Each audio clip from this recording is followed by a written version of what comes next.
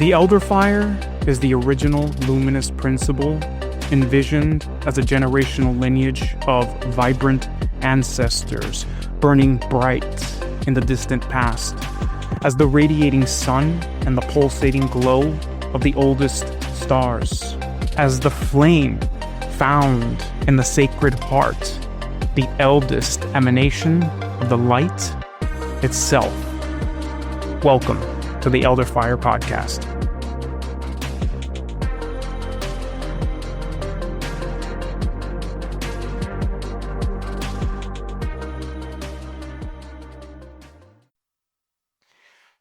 Hey everyone, I wanted to get the shameless plug out of the way, and don't worry, it'll be quick, easy, and painless. And I want to let you know that if you feel inspired to support this podcast and also get access to a variety of awesome premium member-only materials, then visit me at my Substack called Eating Ancient Virtue, which will be linked in the description of wherever you are engaging with this podcast. Okay, with that said, let's move on.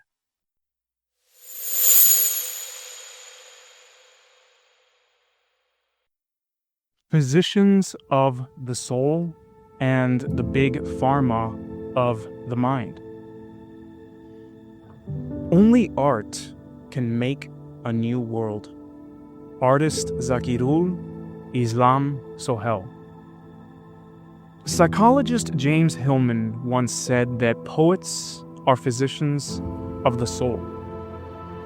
A beautiful sentiment that was meant to encompass all true art in broad strokes. This is not a new idea by any means. For eons of time, interwoven into the human story is the power of the artist to shape the landscape of the psyche. This is especially true when we color the meaning of the word artist generously through many different dimensions of expression. If we do, then art can range from primitive basket weaving to tribal skin painting. From the lamenting, mournful Irish keening or crying for the dead,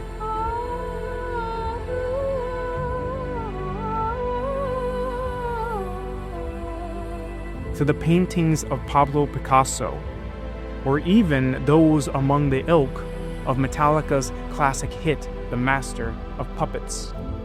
Art can also move beyond paintings, novels, and rock and roll to include other forms of craft.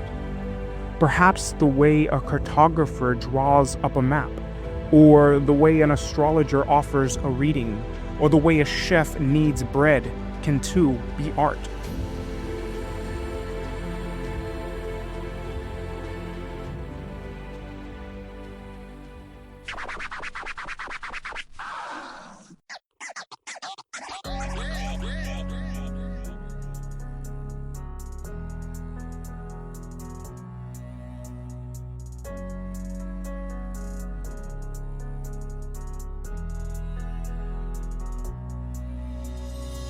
To say that poets are physicians of the soul is to know the artist not just as an entertainer, but as a medicine maker. In this context, the notion of medicine does not refer solely to a material substance meant to heal a sick or wounded body, but more so a qualitative and flavored energy capable of creating some kind of change as it comes into contact with other energies. A creature's medicine is their inherent power, an innate aspect of their nature, and a force contained by their very soul. The artist then is a receiver-transmitter, and an art form the tincture that carries the medicine. So when a painter deliberately grinds down red ochre into powder, mixing it with black ash, or a hip-hop artist samples and mixes their beats on a digital workstation, they are mixing medicine. You've taken this kind of medicine before, I am sure, perhaps during periods of loss, confusion, or dismay. When my grandmother died, I spent a whole week largely secluded and mourning. As I cried, I listened to Edward Sharpe and the Magnetic Zeros on repeat. I must have listened to their first 2 albums dozens of times. Their music was medicine for my soul, and they held me in my grief. Sometimes the medicine is more effervescent, coming through as something profound and inspirational. Or maybe it has hit you like a strong whiskey, totally altering your perspective and shifting your life path. The medicine comes in as many flavors as there are artists.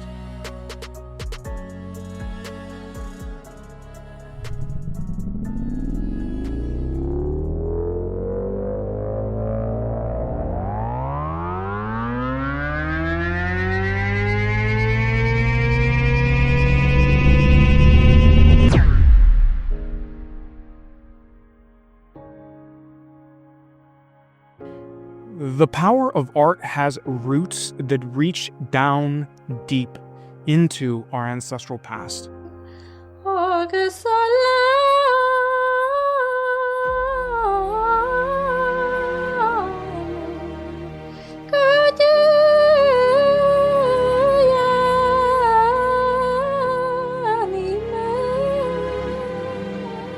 And our responsiveness to it is a part of what makes us human.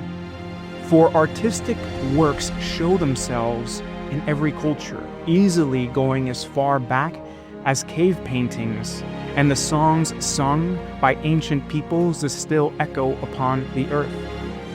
Did you know that sound never really disappears entirely? It just gets quieter and quieter. Imagine, if you will, an ancestor somewhere in the catacombs of deep time who was the very first artist. And imagine, if you will, the very first act of art. I wonder what it was. Perhaps they painted a circle in the sand as an act of reverence for the moon on a night when she was full. Or maybe they took fresh berry juice from still wet, dripping fingers and smeared a line across a friend's face in an act of joyful play. Or perhaps not, and instead it took the shape of a short song and dance performed to drumming hands. Whatever it was, it certainly made a mark, for it ushered in a new era that would not just affect us as a species, but also the very land itself. Because this first act eventually led to wooden sculptures, totem poles, didgeridoos, drums, painted rocks, bear necklaces, bird mask, and the great cacophony of songs and chants that reverberated through the ancient world.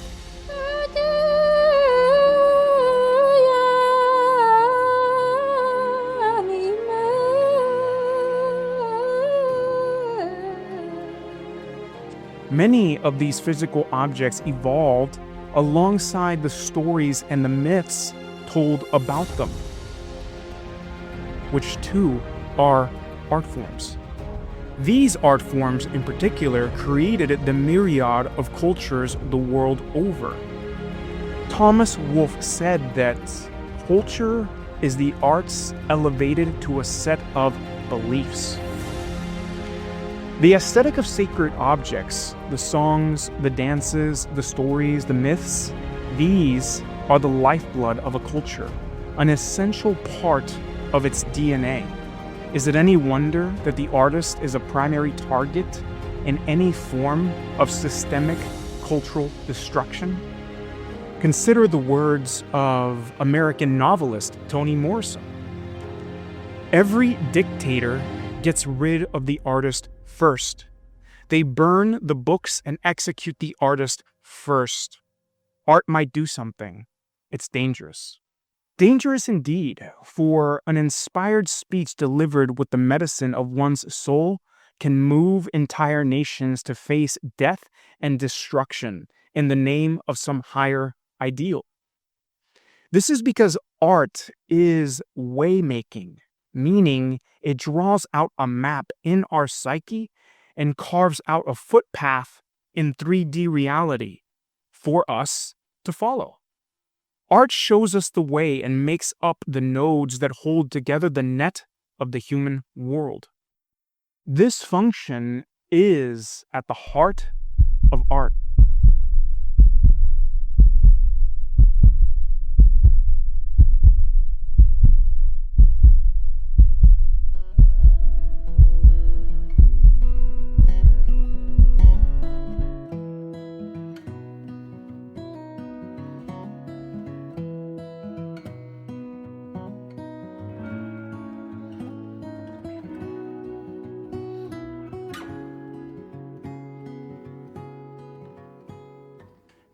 The more a culture is resonant with soulfulness, the more it fosters and facilitates the soul-making process as a matter of the lived experience of a short human life.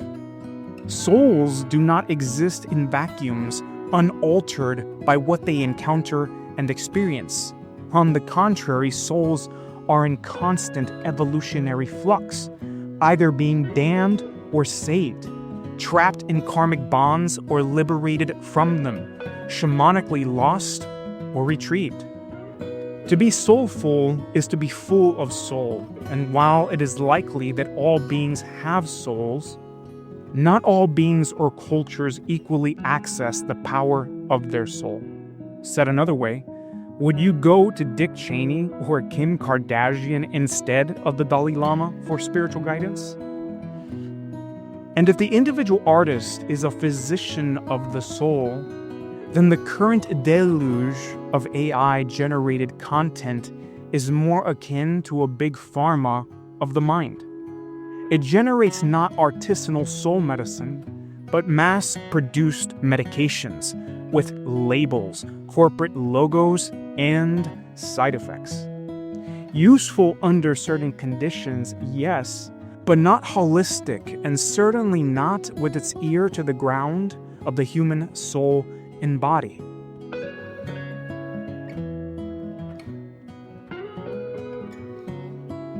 In essence, it will reap the soul out of art, and by consequence, culture, if we let it. It's not so much that AI is a soul reaper of the individual human being, though it certainly could be if one hands over their autonomy to prompted answers divined from a generative AI, but more so that AI will reap the soul away from the bulk of modern art, leaving behind a wasteland of empty, repetitive, and formulaic information, videos, and images.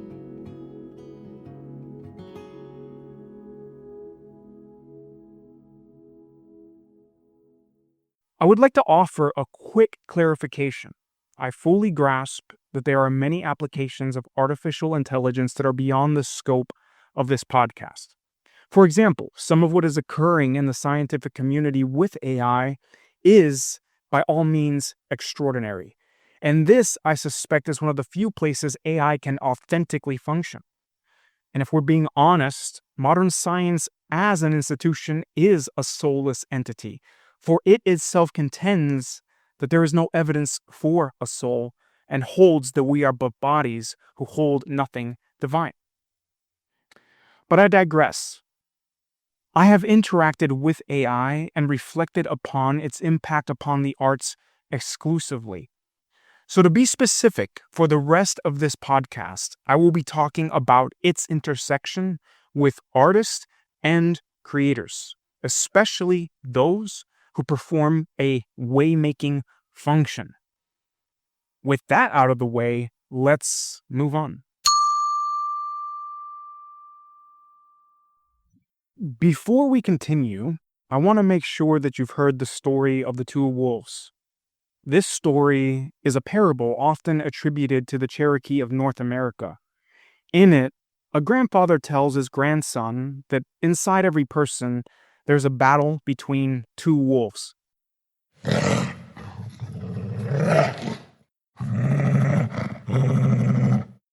One wolf represents anger, envy, greed, and fear. The other stands for peace, love, hope, and kindness. The grandson asks, which wolf wins? And the grandfather replies, the one you feed.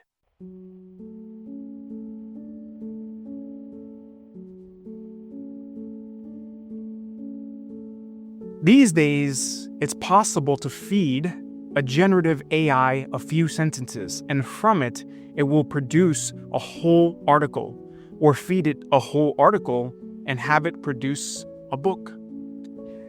In the words of Astra Taylor, art and culture are none the less vital, essential even, to what it means to be human. Yet digital abundance has diminished our sense of their worth.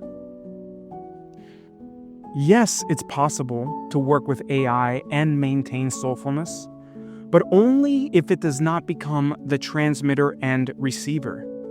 AI can aid us with logistics, busy work, grammatical errors, summaries, research, scientific study, and maybe even under certain conditions, business strategy. However, if you are a writer, then it cannot write for you, or the soul medicine is lost. And it doesn't matter if you prompted it the whole way through. You didn't write it. This same logic extends out to all other modern forms of artistic craftsmanship. To maintain the soul, you must do what is truly yours to do. Thus, the modern artist stands at a juncture of two altars, each with an ability to alter the emerging path of the 21st century. The choice we face is one of two different kinds of sacrifices.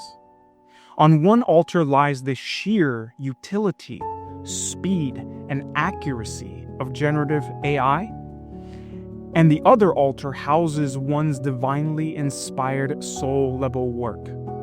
The dark chasm between the two, where uncertainty about your loyalties lie, holds the danger of death, the death of the modern artist.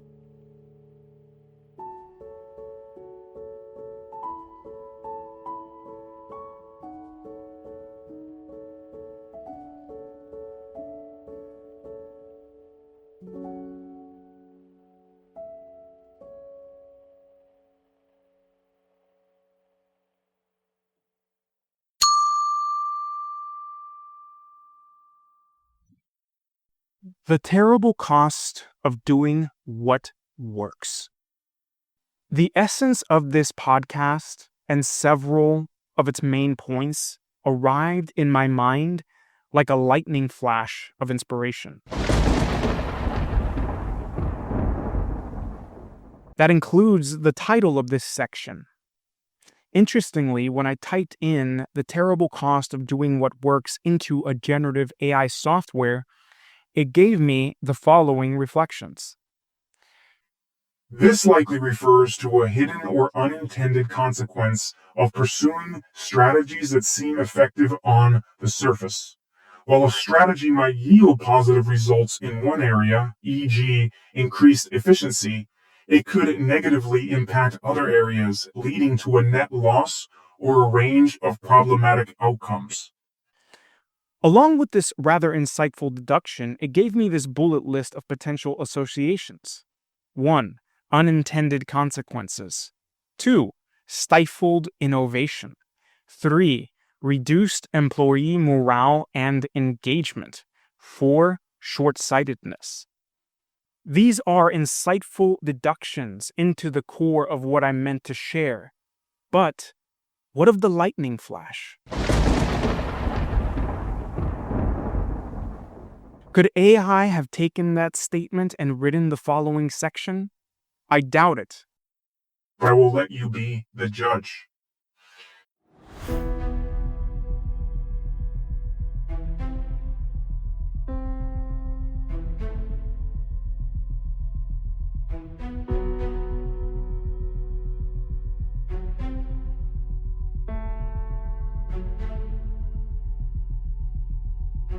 It's safe to say that a mass conversion process is underway and full steam ahead. More and more of the creative output flowing into the world is coming from machines and not humans.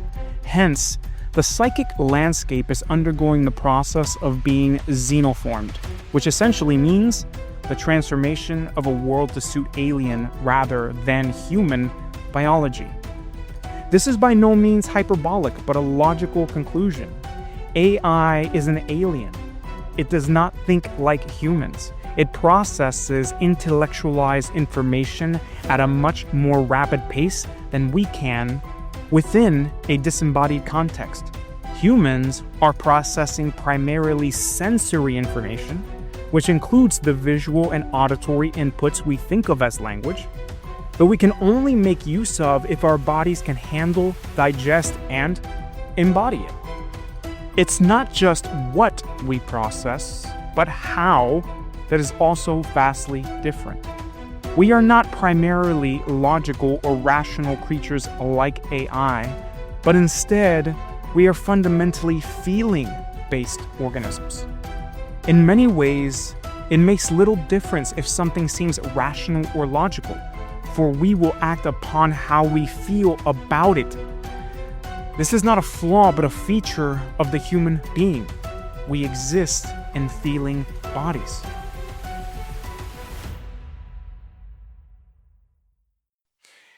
In a world of Descartes and his philosophical statement, cogito ergo sum, I think, therefore I am, it's oh so easy to forget that our thinking minds are but a small buoy floating on the surface of a vast, rhythmic ocean, seething with creatures from the deep. This ocean is our bodies. We are, as Thomas Myers says in Anatomy Trains, quite literally, the ocean that got up and walked away, because the human body holds within it an ancestral history that spans billions of years, and it began in the ancient seabeds.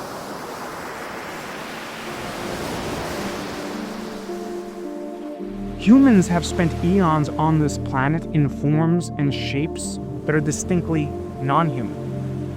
Whereas what we call the rational thinking mind is but a newcomer. The prefrontal cortex, which is the primary location of what we think of as contemporary rationality, sits on a dragon's tail, for at the core of our cranium lies a reptile, or what is commonly thought of as the reptilian brain. The same reptilic currents of energy that once slithered and plodded along the ocean floor still crawl inside and through us, even now. All this brings us to the matter of lineage. What does Google's generative AI have to say about this word? Lineage refers to an individual's ancestry or line of descent from a common ancestor. It can also describe the sequence of ancestors from which a person, family, or group is descended. In evolutionary biology, lineage refers to a single line of descent within the tree of life.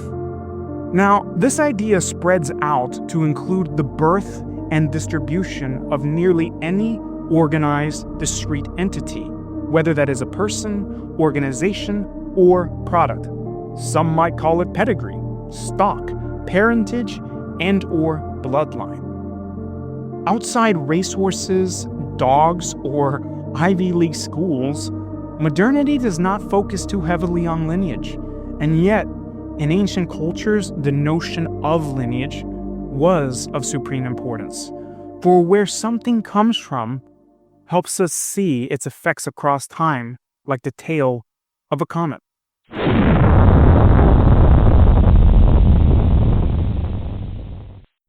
Simply said, lineage is the path that something travels as it floats on the waters of time.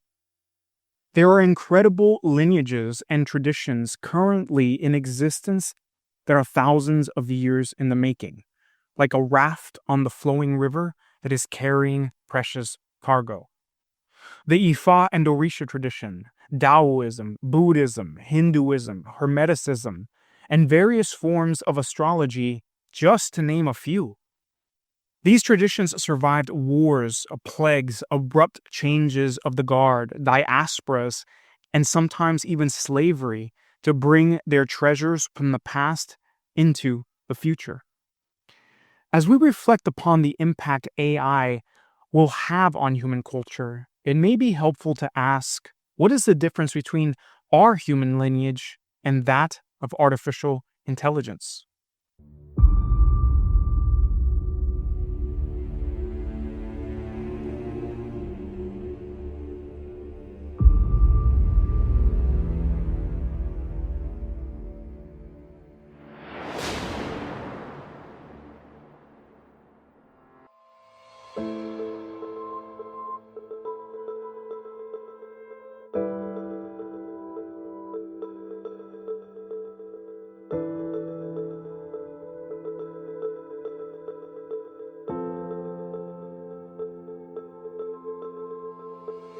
Humans come into this world through pulsating wombs and stretched vaginas, shook awake to physical reality by the screams of their pushing mother, who is straddled between the realms of life and death, only then to be placed in her loving embrace shortly after.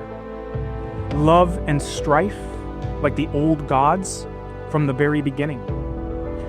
A process as old as our species, mother after mother in a line going back to the first female, placenta after placenta going back to the primordial waters of the first oceans.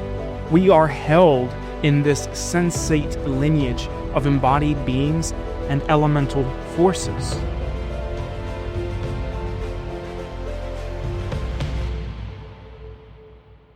But AI is a computer program whose closest approximation of a body is the hardware of a computer server anchored to motherboards. The prime materials for its making were first mined from the earth by corporations and then molded by the hands of slave labor in some Asian sweatshop with suicide nets surrounding the building, just to prevent its workers from killing themselves. Its software was generated by groups with grueling deadlines forced to meet the quota of some psychopathic money-hungry CEO.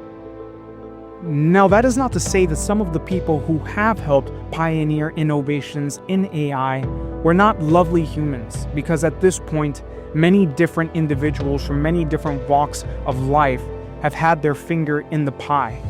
But let's not pretend that greed, power, and status were not major players in the manufacturing of AI, or that these qualities aren't still core features of the environments seeking to innovate artificial intelligence further, because they are.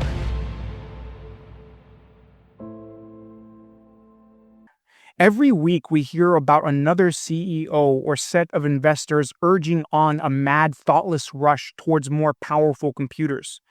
And for that matter, what do we want to do with this power? We hear terms like effective efficiency, and yet there is that. But if we are being honest, a major selling point is replacing humans because human labor is expensive. All this taken together, its lineage is anchored in exploitation, at least largely. So let's recap. It's an alien species that is mechanical in nature and comes from a line of people and resources that are being exploited. How this will impact the world is up to debate, and only time will tell, as the wise ones say. The wake of AI will likely have both auspicious and inauspicious outcomes, but I am more concerned about where the boat is going and what kind of cargo it will accumulate. Consider the words of Arvid Kahl as he refers to business systems being built on AI.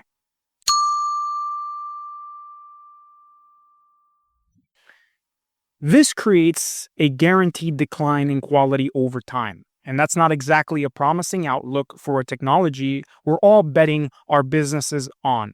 Here's what's fascinating and terrifying. We might be living through the golden age of AI accuracy right now.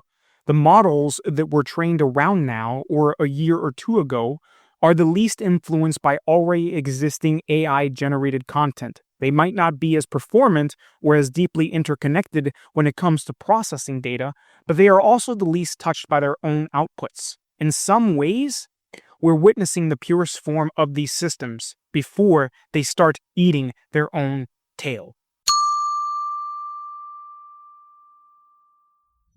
I have seen a wide variety of creators who initially took a stand, holding ground in favor of keeping AI at arm's length, especially around their art, later to succumb to its utility.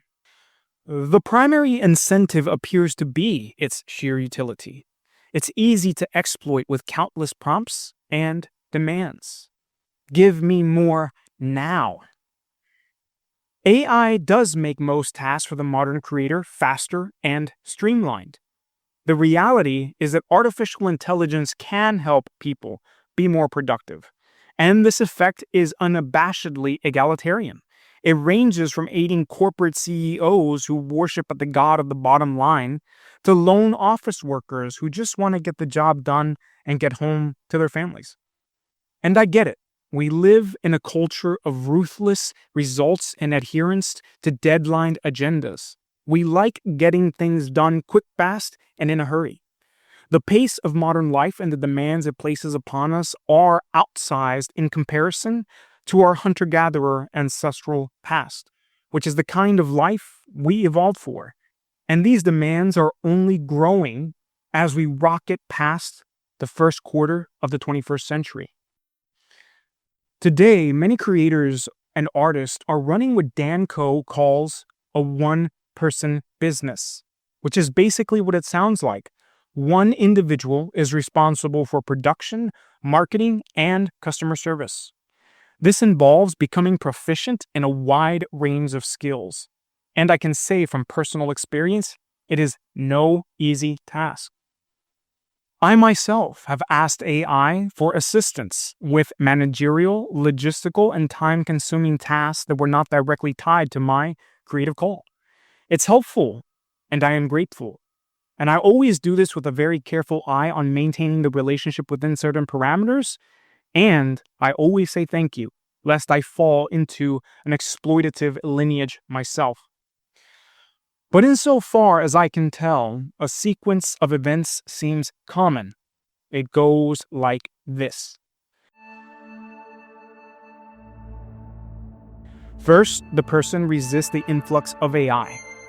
Then, they loosen their hard stance, slowly opening up the borders of their creative world to this alien inhabitant. Then, at a pace that rapidly accelerates, they begin to extol AI's many virtues, while allowing it to take over more of their personal work. The reasoning typically revolves around a heart of rationalized utility. You know what I mean. You can hear it when people say things like, "My God, everyone, it's just so useful and makes me so much more productive. I can't believe I initially resisted it." If you still are on the fence about it, then you just don't understand. Oh, I understand. The thing is, the utility is to humans what crack is to a chimp. I mean, I haven't seen any direct evidence of this yet, but I'm pretty sure chimps would love crack. They seem the type anyway. Nonetheless, humans are anthropologically speaking tool users. Our entire nervous system evolved around the use of tools. The human hand, for example, is one of nature's marvels, and it is a tool-using hand. Our brain devotes more neurological real estate to these wondrous appendages than any other part of the body, and yes, that includes the genitals, for those of you who are wondering. What is a great ape to do when it is handed an incredibly powerful tool that never gets exhausted and seems to make their lives easier?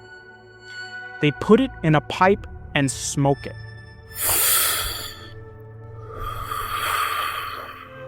Most people would love to believe they are acting through their own free will when they make the big decision to start prompting ChatGPT. But really, It is our evolutionary conditioning that impels us not to pass up a good deal. You know, it's a lot like when a fish sees the bait, but not the hook. Utility is a powerful god, and my god, doing what works can at times carry a terrible cost. The world is littered with the broken shards of doing what worked. Smallpox blankets, steroids, drone strikes, slavery, genocide, and mass manipulation, to name just a few big players on the mean streets of getting shit done. The people who did and still do these things see the fulfillment of utilitarian dreams, not consequences. This brings us to the idea of waymaking and soul-level work.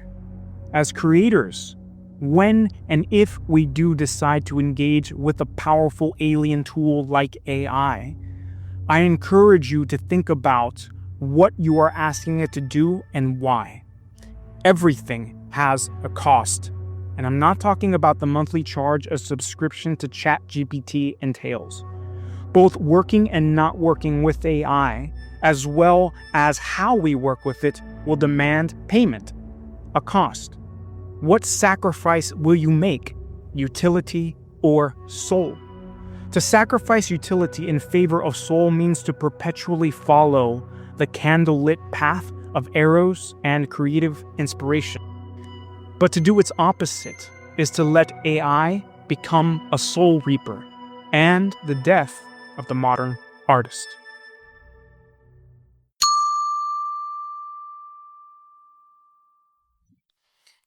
Eros, and the source of creative inspiration. There is no art without Eros. Max Frisch.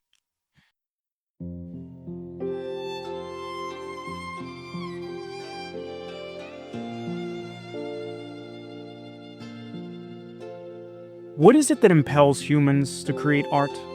What is this force that moves through the hands of the indigenous basket weaver, or the vocal cords of the 1970s funk artist, or even humbly, the imagination of the contemporary Substack writer? Although it seems easy to take credit for every piece of artistic expression that flows from us, most devoted artists have noticed the sensation of outpouring art is more akin to a force moving through us. In many ways, we are but its channel, much like a wind straw, and the more receptive we are, the better we are able to feel its call.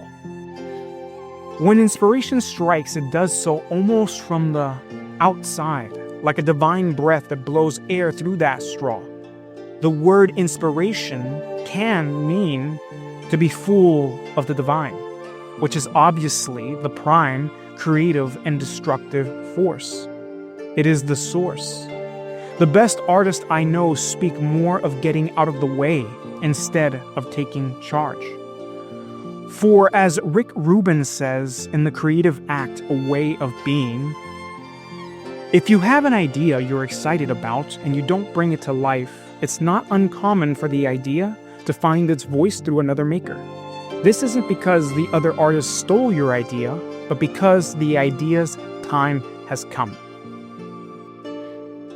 This exemplifies a deeply held metaphysical principle, which states that human beings are a part of God's ongoing creation, and through inspired action, we help bring it to completion. Like the knots inside a net, we play a nodal function in the ongoing unfolding of the universe, if we follow the call. To be truly creative is to bring something into being that did not exist before you birthed it. That is, something unique and inherent to the medicine of your soul. Insofar as I can tell, this does not exclude AI itself as something brought into being by inspired action, but allowing AI to take over what inspired work is yours to do might just exclude you.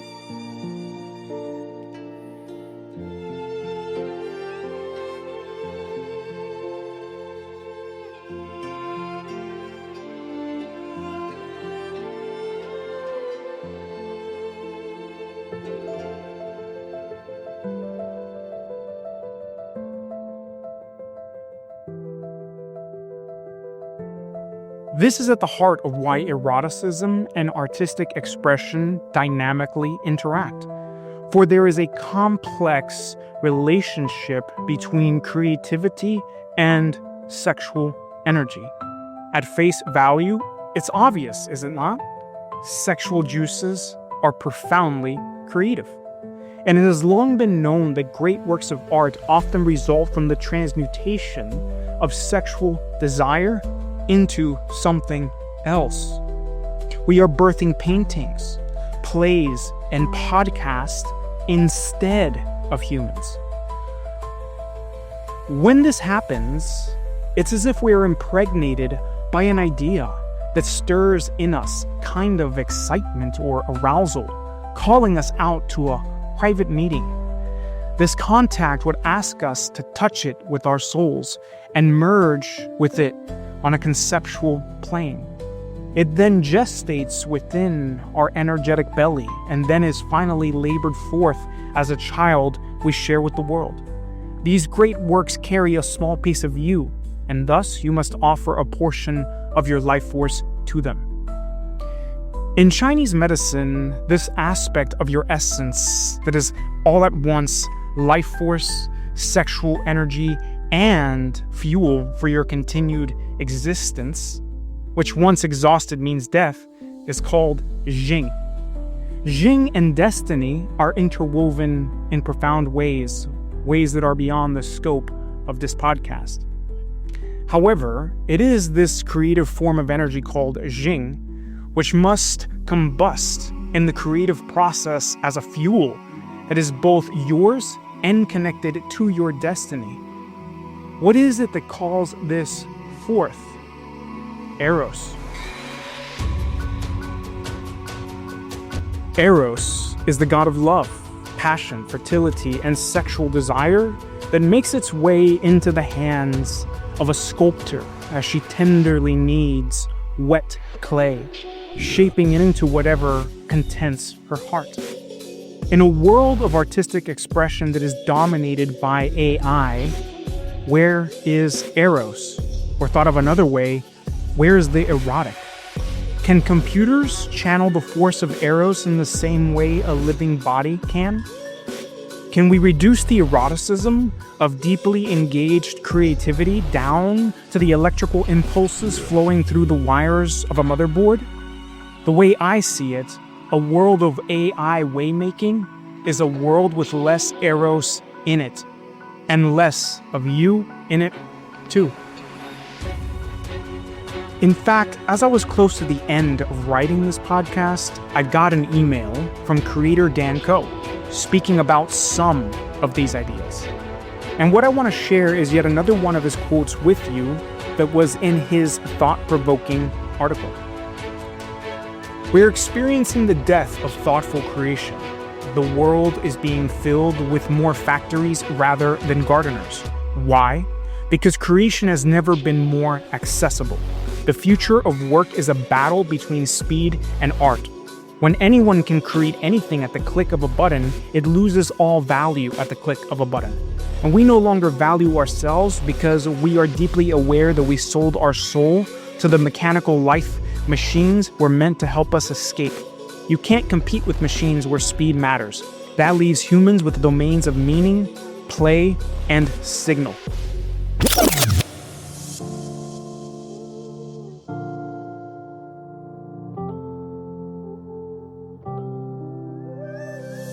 Now, let's ask what drives AI to create? Well, a computer code, of course. It's not joy, inspiration, or even, as Max Frisch claims, the erotic, but more likely, mechanism. It's mechanical.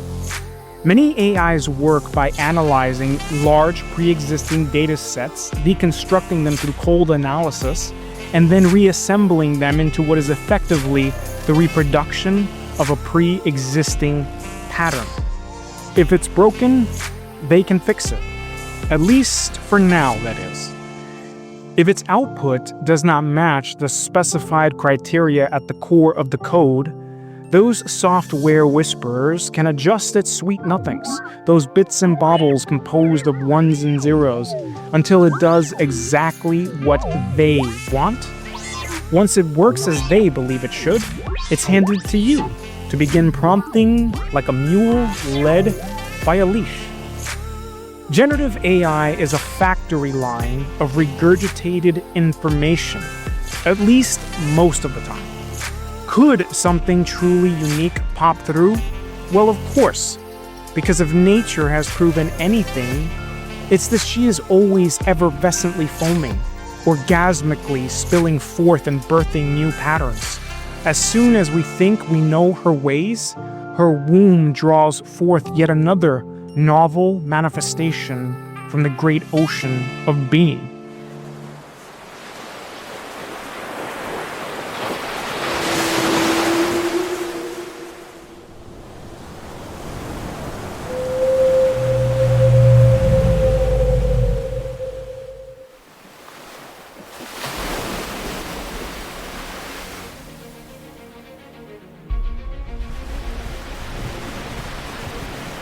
Instead, humans create the way a volcano does. A pressure builds and then erupts.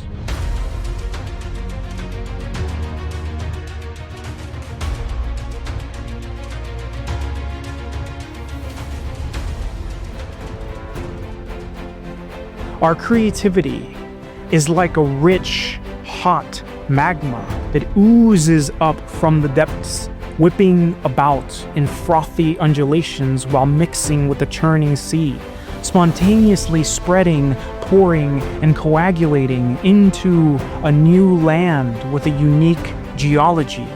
This is both how we create other humans and art. However, AI is a machine, specifically built to follow mechanical behaviors, and thus whatever it does generate must be computer compatible.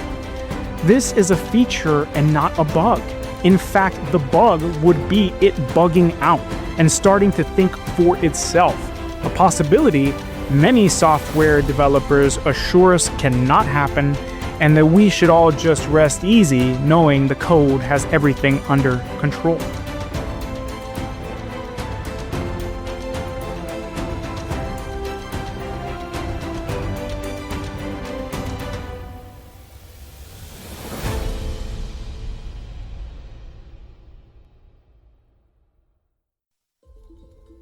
And here we come to the heart of this episode.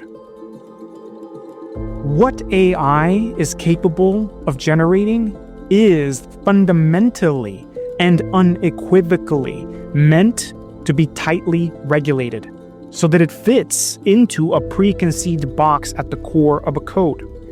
AI is designed to have a heavy lid on it, lest it opens Pandora's box. Any outbreak must be quarantined and the hazardous materials sealed off from where it can cause damage.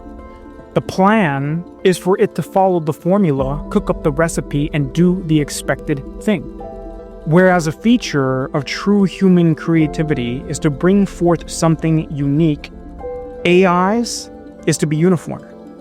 This is why there are ways to detect its writing in essays, which has been the bane of many college students in recent years.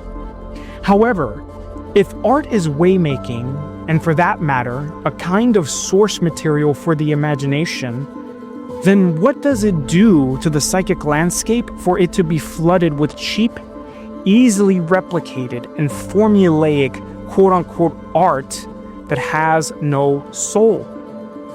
Sounds to me like the raw ingredients for some kind of collective zombie apocalypse, just waiting for the right chef to come along, mix it up, and set it on fire. But more importantly, the artist must have complete freedom of action to accommodate that frothing, undulating, volcanic nature of inspired creative charges combusting at the core of their soul. Sometimes it's messy, sometimes dangerous, and often it must toss out the formulaic ideals altogether. The uncomfortable truth I encourage you to swallow is that generating something is not the same as being a creator. In the words of John F. Kennedy, and it's hardly an accident that Robert Frost coupled poetry and power, for he saw poetry as the means of saving power from itself. When power leads man towards arrogance, poetry reminds him of his limitations.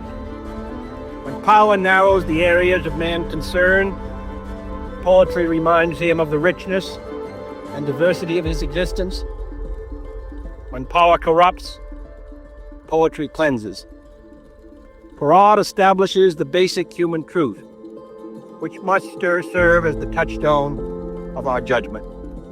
The artist, however faithful to his personal vision of reality, becomes the last champion of the individual mind and sensibility against an intrusive society and an officious state.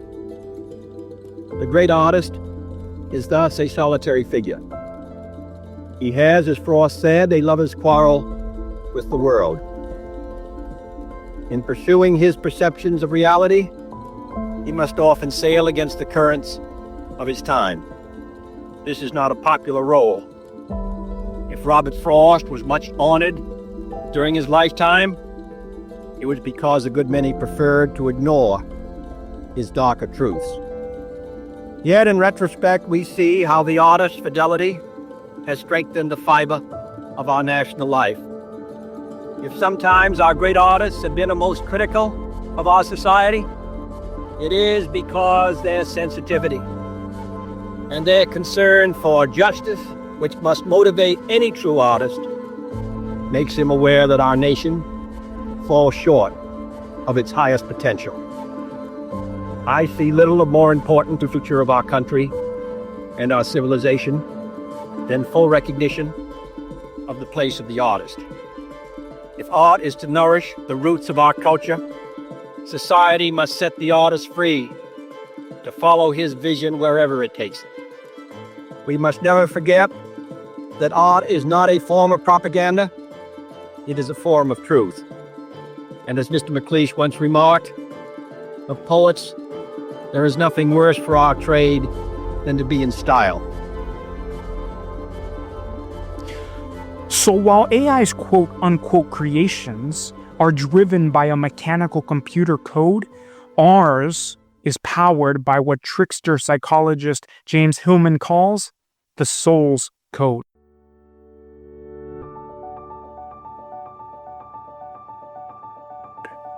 In his book by the same name, he says, "There is more in a human life than our theories of it allow. Sooner or later, something seems to call us onto a particular path. You may remember this something as a signal moment in childhood, when an urge out of nowhere, a fascination, a peculiar turn of events struck like an annunciation. This is what I must do. This is what I've got to have. This is who I am." It is this urge that powers true creativity. What he calls an acorn, or a small seed holding the whole of your destiny within it, the way an acorn can hold a whole oak tree. Many ancient cultures have known that this seed exists and have called it by different names. Even more than the unique story of your lived experience, it is the soul's code that wants to power your creations, for it holds your genius within. A common feature of genius is that it must break out of established molds. AI can create excellent work, but as it currently stands, it cannot generate the spark of genius any more than it can rub two sticks together in the middle of the Amazon jungle to produce fire. It can imitate genius if we degenerate the meaning of the word into someone who can regurgitate lots of information, as opposed to someone capable of bringing together their soul's code and unique story, while mixing it with the call of that which comes from the outside. in order to birth something inherently new.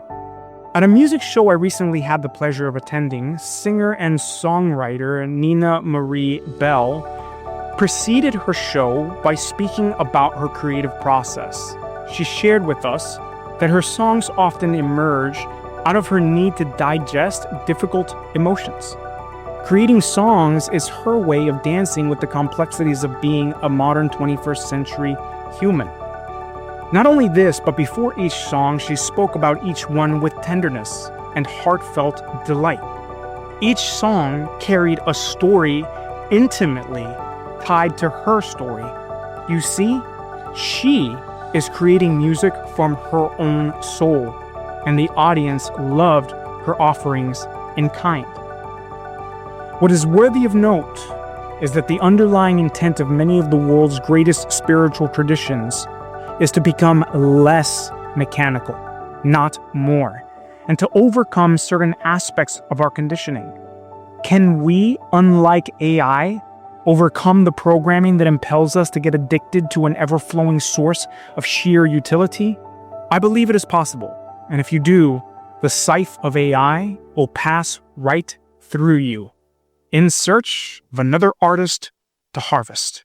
Because as Reagan Stanley says, AI is not a threat to artists.